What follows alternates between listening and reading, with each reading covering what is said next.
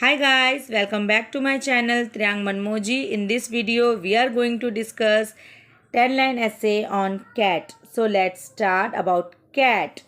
The cat is a domestic animal. Cat is very adorable and a cute animal.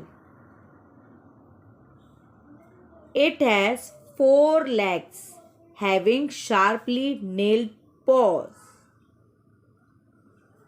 2 eyes, 2 ears, a funny tail with long hair, and a mouth contain 30 sharp teeth. It is generally found in different colors like brown, black, white, etc. Cats are often depicted as symbols of wit and honor. It likes warm places to sleep. Cats are very protective and caring towards their kittens. Its small and busy tail helps it in maintaining balance while walking.